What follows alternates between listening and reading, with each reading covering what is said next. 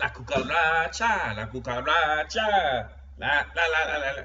Yeah, I don't remember the rest of it, but I'm doing this because I've got an awesome new recipe for you, and this recipe is going to be used in a really cool wooden bowl. Very typical of the Hispanic traditional way of serving food in disposable ware. They use a lot of wooden stuff. And I have my friends from Foodstuff.Biz to thank for this specific little wooden bowl I'm going to be using. And what I'm going to do is I'm going to put a 7-layer dip in there.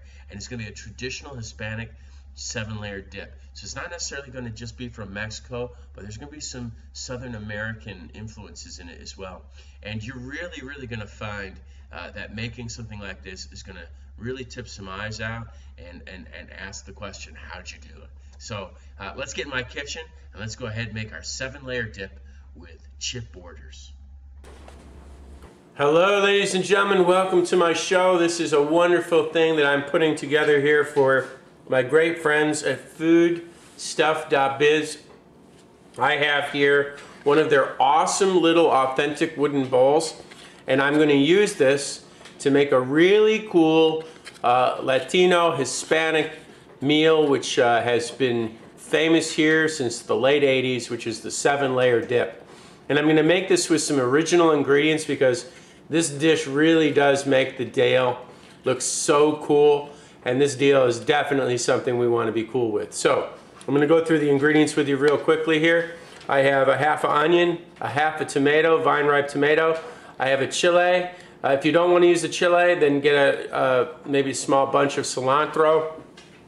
I have about a tablespoon of sliced black olives, a tablespoon of sour cream.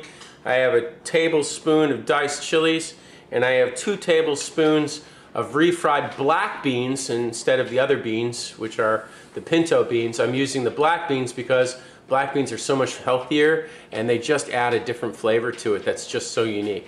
And then I have here a tablespoon of grated cheddar cheese. Now there's never too much cheddar cheese, okay? So if you want to use more, that's fine, but I'm giving you how much it would cost, or rather, I'm telling you how much it would take to make 1 serving of this. So if you were making 10, just multiply this whole thing by 10 times.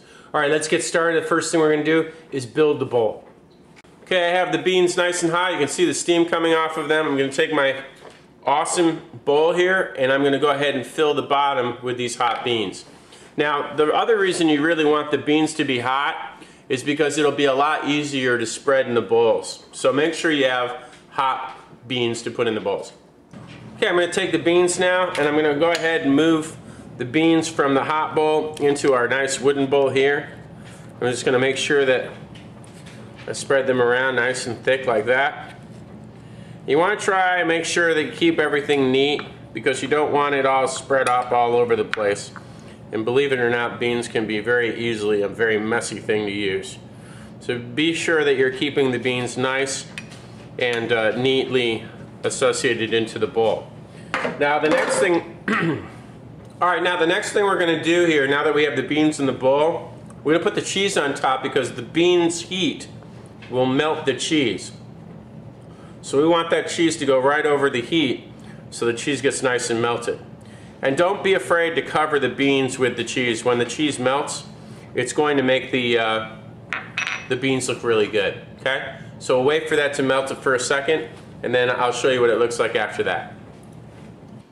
Okay, so I've waited a couple minutes, and you can see, as you can see now, the cheese has started to melt over the beans.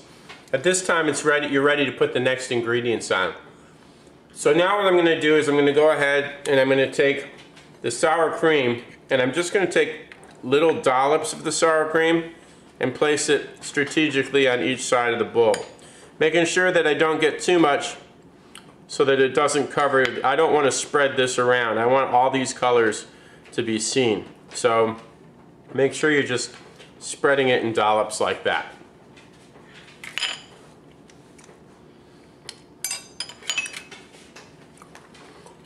Okay, we're going to go ahead and dice the tomatoes.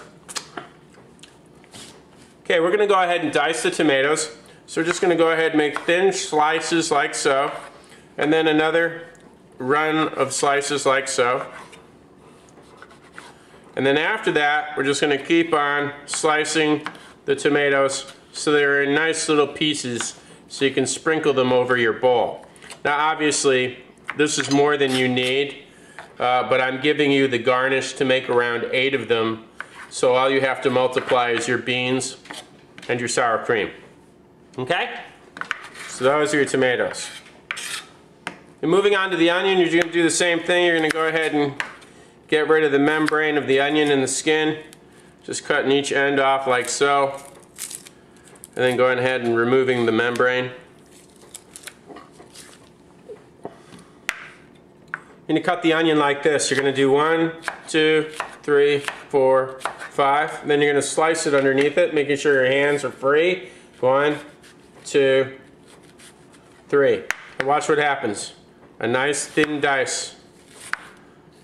Isn't that awesome? And then when you get to the end of your cuts, you can just turn it over like so. Do the same thing.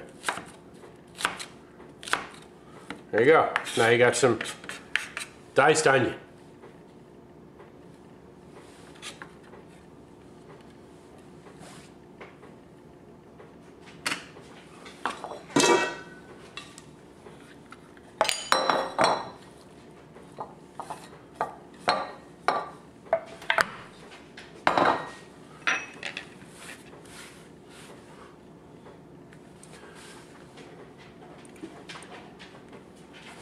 Okay, now that we have our dollops of sour cream strategically placed in the bowl, go ahead and take our chilies now. We can just toss just a few little chilies on the top like that. These are green chilies, so they're not going to be that hot, but the end chili that I'm going to use as a garnish is very spicy, so don't be too liberal with the chilies. Next thing we're going to do is put a little bit of that diced onion on the top like that. So look at that. That looks great, doesn't it? And then the next thing we're going to do is take our olives. We're going to put those olives on there too. Get that nice color.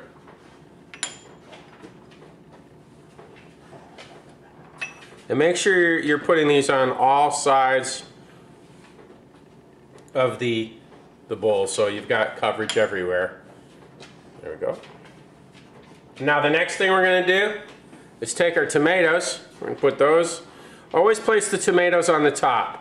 Don't put them anywhere else because this is a real cold and fragile vegetable, and you really want that redness to just shine the right way through. Avoid trying to use tomatoes with a lot of the seeds.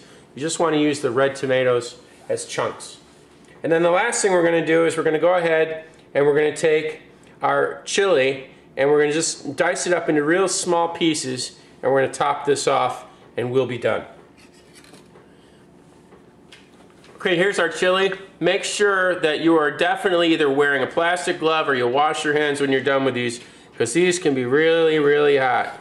I'm just cutting small amount of the chili in very thin pieces because I don't want people that have too hot of a mouth when they do that.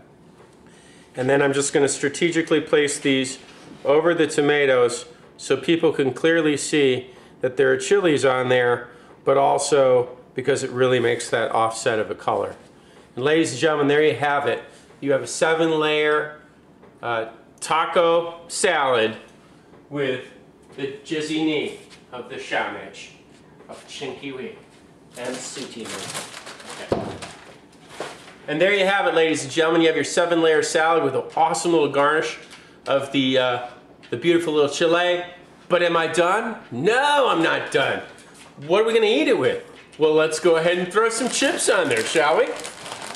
So I'm just going to take a few chips, because you're not going to have that much 7-layer in there.